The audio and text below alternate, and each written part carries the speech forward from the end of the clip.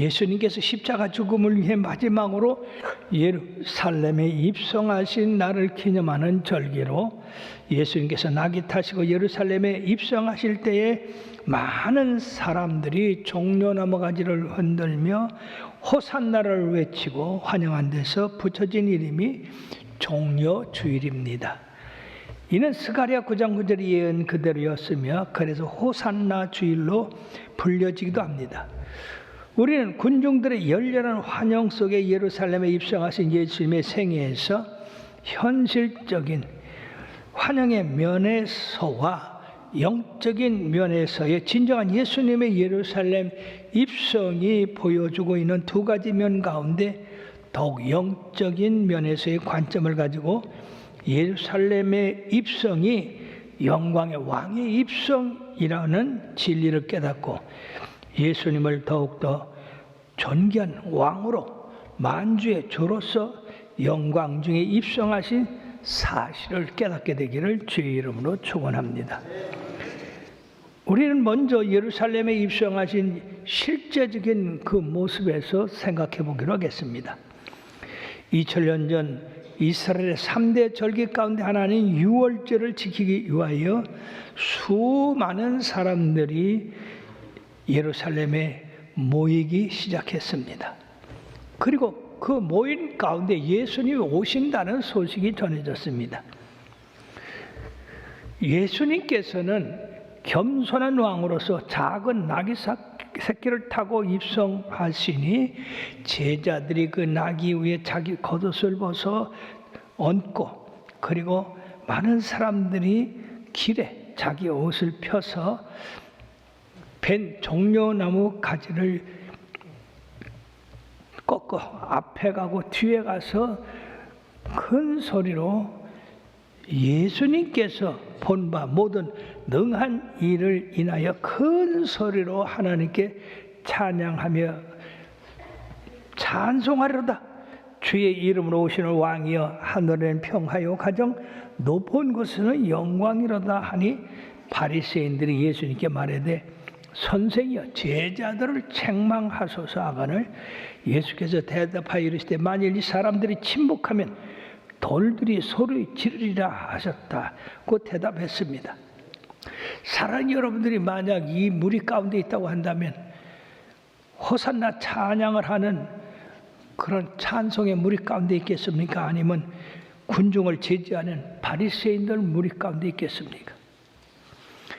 찬송을 부를 때 침묵하는 것은 그것은 바로 돌들이 찬양하는 그런 비유에 비해서 죄가 되는 겁니다. 언제든지 우리가 주님을 찬양할 때 마음을 다하고 힘껏 찬양하는 것이 옳습니다.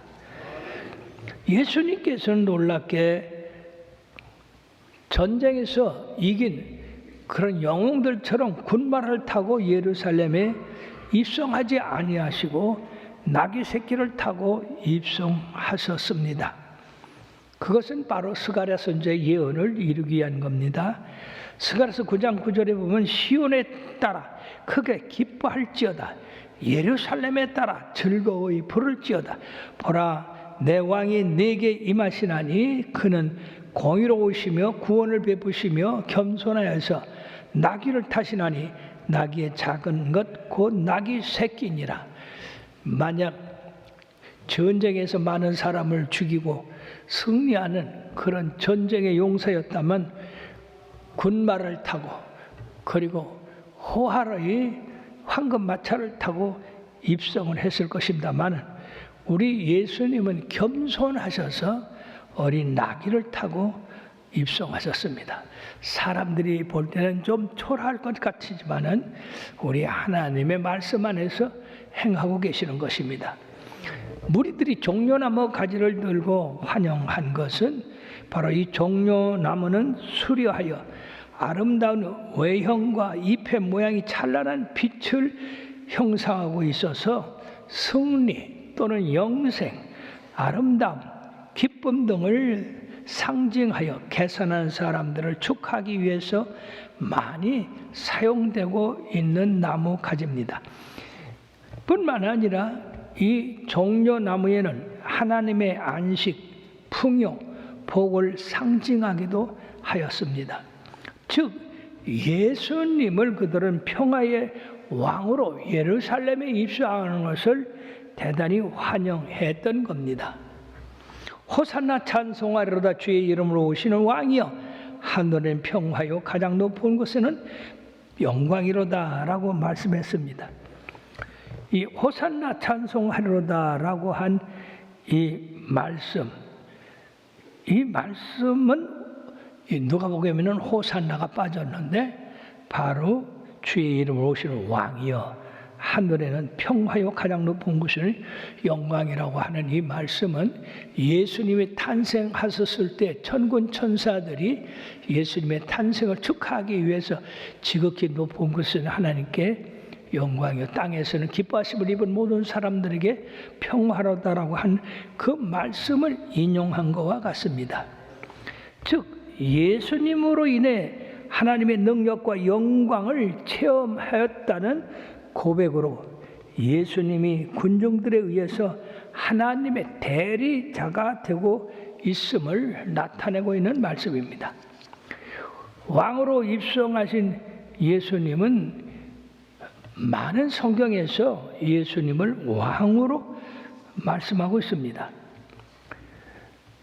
선지자들의 예언에서 태어날 때부터 또는 사람들이 왕으로 인정했고 예수님 자신이 왕이라고 말씀했으며 로마 정부가 공식적으로 유대인의 왕이라고 십자가에 그 명패를 썼습니다. 그러므로 온 세상이 예수님을 왕이라고 인정하고 있는데 예수님을 왕이라고 한 것은 그 당시 이스라엘이 로마의 억압 속에 있었으므로 예수님의 그 크신 능력으로 이제 로마로부터 해방시키기를 원해서 다윗시대의 영광을 회복할 뿐 아니라 평화의 번영을 가져다 줄 것이라고 기대했기 때문에 승리의 상징인 종려나무 가지를 흔들며 예수의 예루살렘 입성을 열렬히 환영했던 것입니다. 예수님의 예루살렘 입성을 두 면으로 보는데 한 면은 그대로 이스라엘을 로마로부터 해방시킨다고 하는 이런 정치적인 목적으로 본 사람들이 있는가 하면은 그러나 분명히 예수님의 목적은 무력이나 정치적인 그런 목적을 가지고 예루살렘에 입성하신 것이 아니라 빌라도의 신문에서 요한복음 18장 36절에 보면 내 나라는 이 세상에 속한 것이 아니라고 분명히 하셨습니다. 제자들조차도 예수님이 왕이 될 때에 자기들이 한 요직을 차지할 것이라고 서로 다투고 싸웠습니다만은 예수님께서는 바로 섬김을 받고자 하면 섬겨야 될 것이라고 했습니다. 그러므로 하나님의 나라를 주님께서 이루시기 위해서 입성한 것이지 어떤 정치적인 목적을 가지고 입성하신 것이 아닙니다. 제자들조차도 예수님을 정치적인 왕으로 생각해서 그들은 따랐던 겁니다. 그 후에 예수님께서 성전에 들어가셔서 장사하는 사람들을 내쫓고 그들에게 기록된 바 내 집은 기도하는 집이 되리라 하였거늘 너희는 강도의 소굴을 만들었더라고 하셨습니다. 예수님께서는 성전에서 가르치시니 제사장들과 서기관들과 백성의 지도자들이 예수님을 죽이려고 꾀하되 백성이 다 그의 귀를 기울임으로 들음으로써 어찌할 방도를 찾지 못했다고 했습니다. 결국 예수님을 이처럼 죽이려고 쫓아다녔던 이들의 그 행위가 성공해서 예수님을 체포하고 그리고 예수님으로 모진 고난을 받게 하고 십자가에 못 박는데 그들은 성공했습니다. 그러므로 우리 예수님이 이처럼 십자가에 못 박히기 위해서 예루살렘에 입성하셨다고 하는 그 말이 틀린 말은 아닙니다. 자, 우리가 두 번째 생각할 것은 영광의 왕으로 들어오신다 하는 겁니다.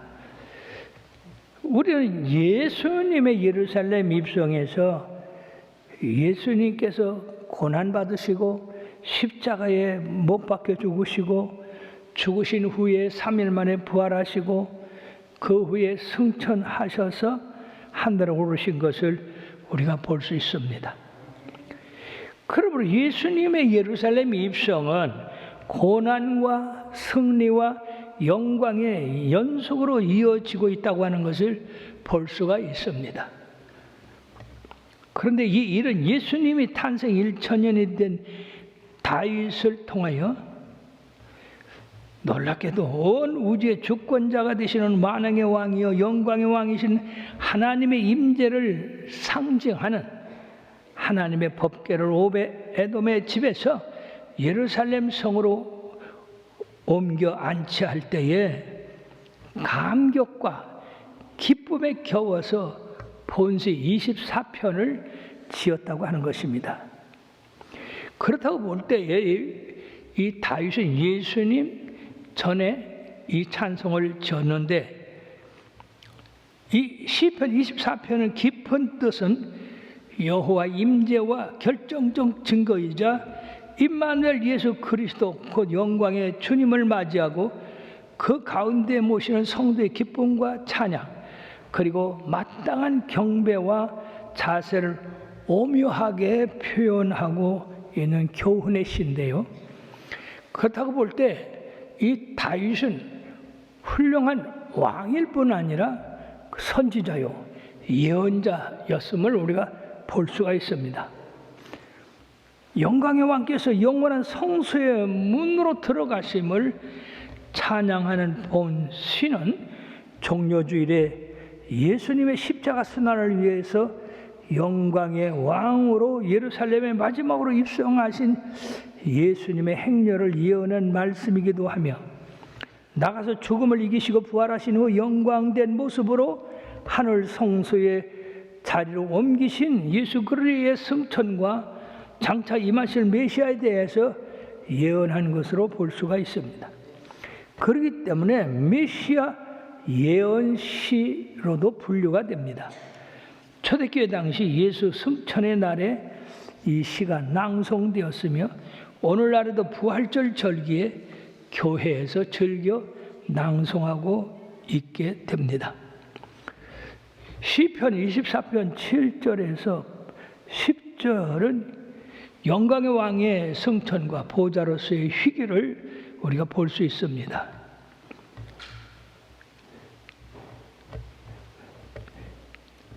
처녀의 몸에서 아기로 탄생하신 예수님은 약속된 메시아였고 인자였고 여호와 하나님 자신이었습니다. 그 하나님이 구속의 역사를 마치고 사망과 사탄의 권세를 깨뜨리시고 하늘 보좌에 오르셨다 하는 그 찬송이 시편 23편에 나와 있는 것입니다. 특히 7절과 10절의 말씀에 보면 문들아 너희 머리를 들지어다 영원한 문들아 들릴지어다 영광의 왕이 들어가시리로다.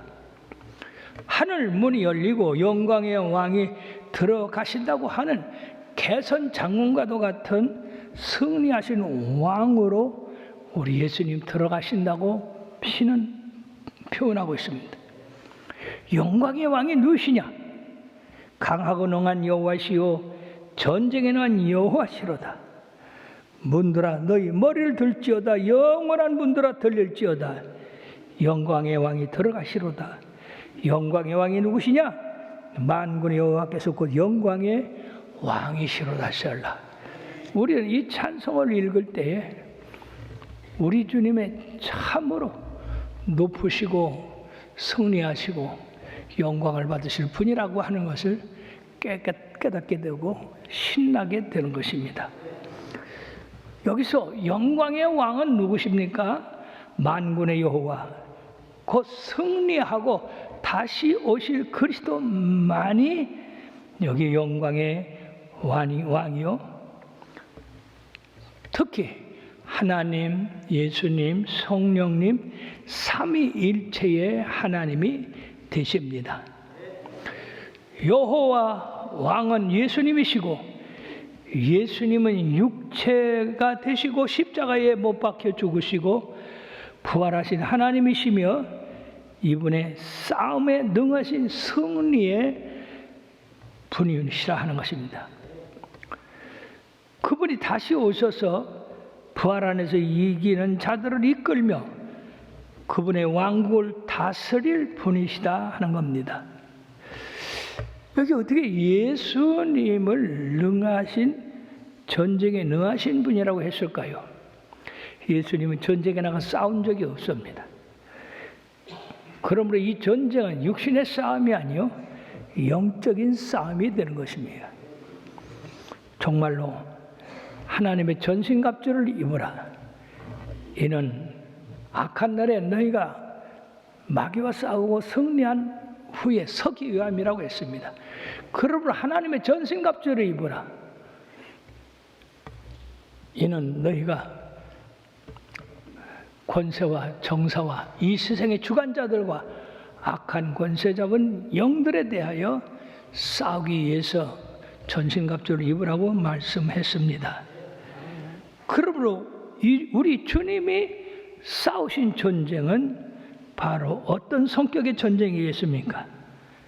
이 전쟁은 빛과 어둠의 전쟁이고, 창세로부터 반역자였던 사단과의 전쟁이고, 하나님의 형상대로 지음받은 사람을 가둬놓은 죄와 사망에 대한 전쟁이며, 예수님께서는 이 어둠의 세력을 무력화하시고 죄와 사망의 권세를 가둬놓은 사망과 그 권세를 깨뜨리고 승리하신 분이십니다. 그러므로 강하고 능한 여호와의 전쟁에 능하신 여호와, 그는 육신으로 나타나신 예수님이십니다. 그러므로 우리의 모든 죄를 사하시고 우리를 거슬리고 불리하게 하는 법전으로 쓴 증서를 제하시고 버리사 십자가에 못 박으시고 통치자들과 권세자들을 무력화하며 드러내어 구경거리로 삼으시고 십자가로 그들을 이기셨느니라. 영광의 왕이신 예수님은 혼돈에서 질서로, 사망에서 생명의 부활로 정복하신 왕이 되십니다. 그러므로 우리가 만왕의 왕이신 주님의 능력과 권세를 깨닫고 찬양과 영광을 돌리는 그런 삶을 살아야 되겠습니다. 우리 주님께서 모진 고난 받으시고 십자가에 못 박으실 때 그는 승리자가 아니라 패배자같이 보였습니다. 그가 찔리면 우리의 허물이 나며 그가 상하면 우리의 죄악이 매나 그가 채찍에 맞으면 우리는 나무리 먹고 그가 고난을 받음으로 우리는 평화를 누렸다고 말씀하며 우리 죄악의 모든 것을 우리 하나님께 담당시키셔서 예수님이 바로 그 십자가에서 온 인류의 죄를 담당하시고 이처럼 저주를 받아서 돌아가셨는데, 세상 사람이 볼 때는 참으로 비참하고 참담하고 전혀 소망이 없는 그런 죽음 같았으나 우리 하나님은 그로 질고를 당하게 하시기를 원하사 온 인류의 죄와 허물, 죽음과 사망을 그 십자가에서 완전히 청산하게 했습니다. 그러므로 영광의 왕의 그 영광은 바로 인류의 모든 죄를 대속하는 죽음이었다 하는 겁니다. 사람들은 이걸 어찌 알겠습니까? 그리스도의 이러한 죽음에 대해서 대적자들은 다윗의 시편에서 재미있는 말씀을 볼 수가 있습니다. 어찌하여 이방 나라들이 분노하며 민족들이 헛된 일을 꾸미는가? 세상의 고난들이 났으며 관원들이 서로 꾀하여 여호와의 그의 기름 부은 달을 대적하며 우리가 그들의 맨 것을 끊고 그의 결박을 벗어버리라 하는도다. 하늘에 계신 이가 웃으심이여, 하늘에 계신 이가 웃으심이여, 주께서 그들을 비우시시로다. 사랑하는 여러분들이요, 하나님의 인생을 굽어 살펴볼 때에 참으로 선한 일, 그런 인자한 일을 행하는 사람을 하나님이 기뻐하시고 축복을 주시지만은 이처럼 악한 일을 도모하며 특히 하나님의 아들을 죽이려고 하는 그 악한 관원들의 행동을 볼 때에 그건 가소롭기 짝이 없는 일이다 하는 겁니다. 그래서 하나님이 그들이 하는 일에 대해서 웃고 계신다는, 야 이놈들아, 너희들이 아무리 그래도 그건 헛된 일이다, 쓸데없는 일이다. 정말로 예수님의 부활로 그들의 한 모든 행위는 다 쓸데없이 되어버리고 말았습니다. 그들은 승리하는 것 같지만 철저히 패배하고 말았습니다. 사랑하는 여러분, 그러므로서 내가 철장으로 그들을 깨트리며 질그릇같이 부수리로다 하시도다. 우리 예수님께서 마지막에 하늘과 땅의 권세와 땅 속에 있는 모든 권세를 가지시고 이 악한 무리들, 거짓 영들, 사탄들 철장으로 질그릇을 바수듯 그들을 바순다고 말씀했습니다.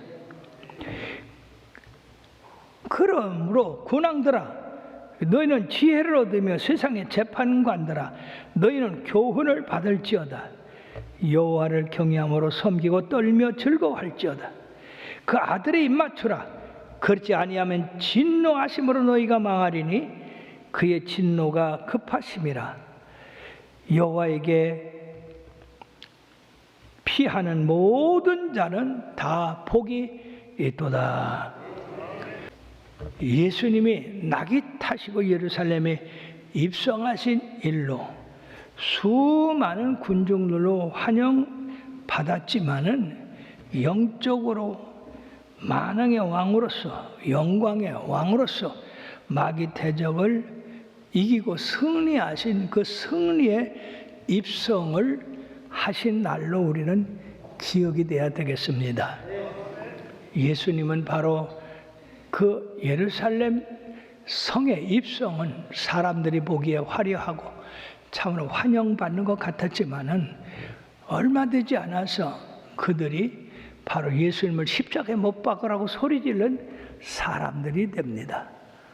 예수님의 십자가의 고난은 수치스럽고 모욕스럽고 그거는 부끄러운 일이기도 합니다만, 그러나 그것은 영광의 왕으로서 십자가를 짐으로 만민의 죄를 대속하시고 구원하시고 3일 만에 부활하심으로 그 속죄함이 그대로 이루어졌다고 하는 것을 증거하고, 오늘날도 예수님 하늘 영광 보좌에 계셔서 우리 믿는 사람들을 찾아보고 살피고 이들이 과연 영광의 왕의 문으로 들어오는지 그렇지 않은지를 살피고 계신다고 하는 것입니다.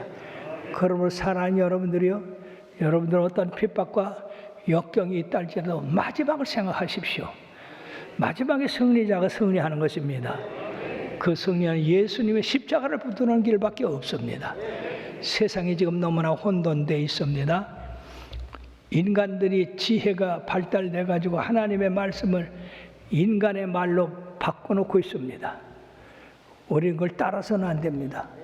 아무리 훌륭하고 아무리 업적이 있는 사람이라도 하나님의 말씀에서 떠나면 그것은 떠난 겁니다. 하나님의 말씀은 1.1핵도 변함이 없으십니다. 세상이 변할지언정 하나님의 말씀은 변치 않는다고 하셨으니 여러분들이 하나님의 말씀대로 행하시고 그리고 살아가시기를 주의 이름으로 축원합니다.